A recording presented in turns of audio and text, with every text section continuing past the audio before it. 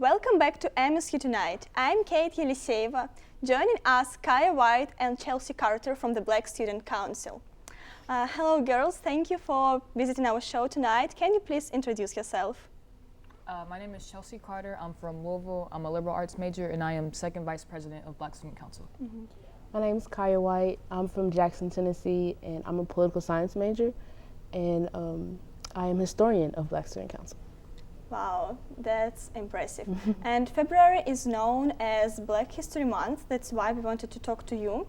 And my first question will be, like nowadays we currently hear about three different terms. Mm-hmm. It's Black, African American, and person of color. Mm-hmm. Are there any differences and are they like appropriate for different situations? Because I hear that lots of people confuse them and don't know the differences.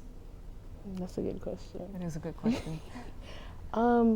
For me, it doesn't really matter to me. I just associate with Black, I guess. And African American, I think, when I hear that, I think of history and just explaining that of history. And that's where that term comes from, I think.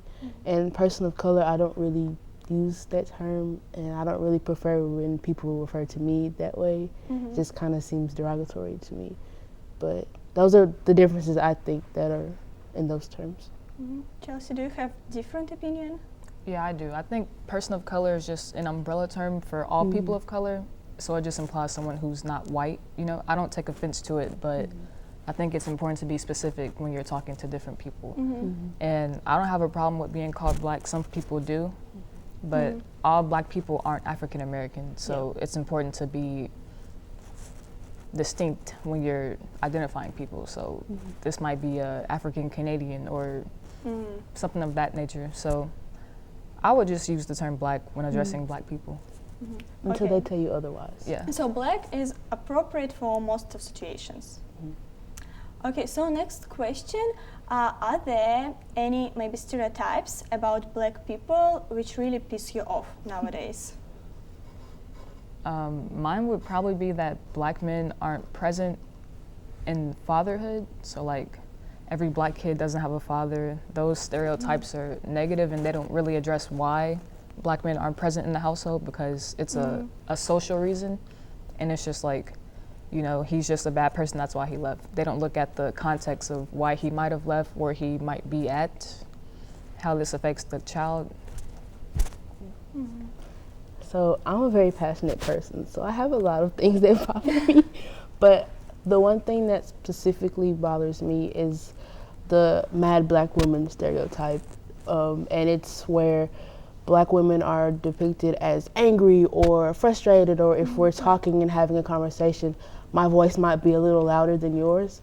So people look at you like, oh, she's about to argue with me, or she's about to get mad. And it's like, Black women are not mad, you know, we just have a different way of expressing ourselves because we're not heard. So that one really gets to me because I have, in situations here a lot, I get looked at that way when I talk because I am very passionate about things that I talk about. And it's like, I'm not mad, I'm not upset, I'm not frustrated. I just am talking to you as an adult. We're having a conversation. So that's one that really makes me upset. Yeah. Okay, and have you ever faced discrimination, or do you think like discrimination exists nowadays, or it's only all left in the history, like in 19th century? Discrimination is always present, for me at least. I know it's different for some people, it manifests in different ways, but for me discrimination is exclusion. When I feel left out of situations because of my race, that's very real for me, and it's disheartening, but it still definitely happens. It's not a thing of the past. I definitely agree. I think discrimination is present in any race, but especially with Black people, it's harder to manage that when you go from a diverse place and then you come to a smaller area.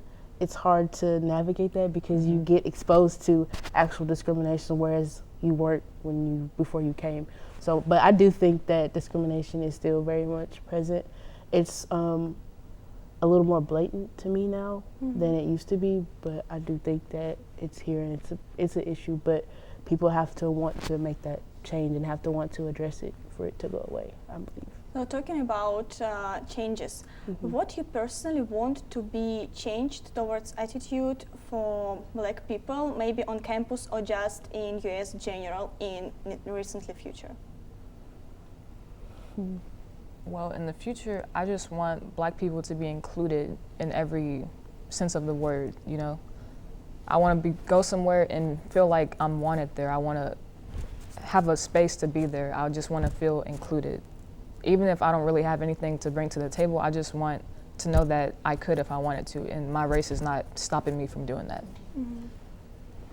I agree. I mean, it's going to take a bit. It's going to take work from black people and people of different races to just have, not even a conversation, but just want to come together and just make sure that a change is going to come, because we have to think about our generation, but we have to think about the generation we're bringing in.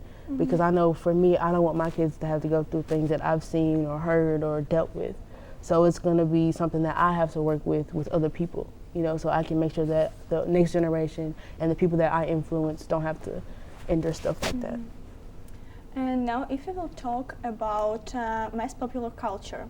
From my personal perspective, I see that in pop culture there white people, or maybe just not people of color, are overrepresented and different minorities are underrepresented. Do you agree with me? And like, did you notice it? Oh, definitely. Yeah. Do you think, are there like anything how we can deal with it, and do we need to change it somehow? I think it'll be kind of hard to change because we're already so far into the norm, I guess. Like, we're used to doing what we're doing, so people are not as accepting to new ways or different things to do. I know, for instance, my grandmother is from Germany originally, and when she came to the States, she said it was a culture shock for her because people, even though she's not fully German, like she's Afro-German, matter of fact, and you wouldn't use that term, but just to give clarity, I'm just using that term.